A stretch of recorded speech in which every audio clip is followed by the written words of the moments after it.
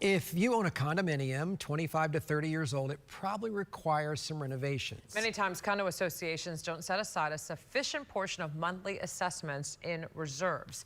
And now with the new state law, it's requiring fixes trying to prevent another Surfside. We told you about the special assessments that were coming. We're just seeing how much people all over Central Florida are paying. Channel 9 investigative reporter Shannon Butler has more on those fees and why people are saying they may be forced to sell. John Batman has owned his condo since the 1980s. His HOA fees back then were less than $100. Last year, he paid $439 a month. But now, thanks to upgrades required by the state, he will be paying almost $700 a month next year. And a whole list of things that amount to quite a bit of money. And it's just overwhelming to the whole community. We told you back in July that homeowners associations all over the state were letting residents know that hefty bills would be coming in January thanks to new legislation requiring structural inspections of aging condominiums because of the collapse in Surfside 2 years ago. According to a legislative analysis, there are more than 1.5 million condominium units in Florida, operated by almost 28,000 condo associations. Of the total, about 912 housing units are more than 30 years old. Many of these owners will be hammered by special assessments they can't afford. John says some of his neighbors will be forced to sell.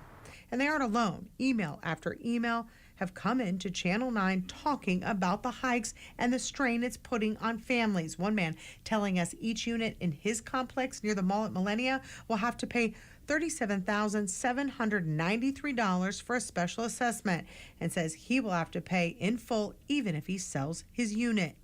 His HOA fees will go from $405 a month to $632 in January. Another lady telling us her HOA fees could be going up $500 a month. As a senior living on a fixed income, she tells us it's something she cannot afford. And I know there are a lot of people that live paycheck to paycheck, and it just makes my blood boil, actually,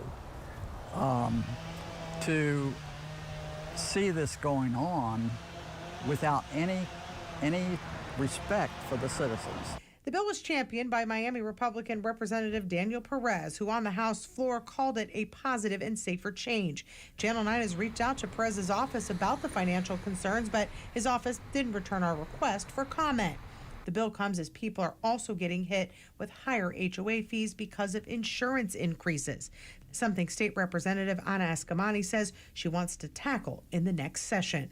The costs add up really quickly, and if you can't have any type of control over something like property insurance, then you're going to face just astronomical rates that are going to push you out of your home. In Orlando, Shannon Butler, Channel 9 Eyewitness News.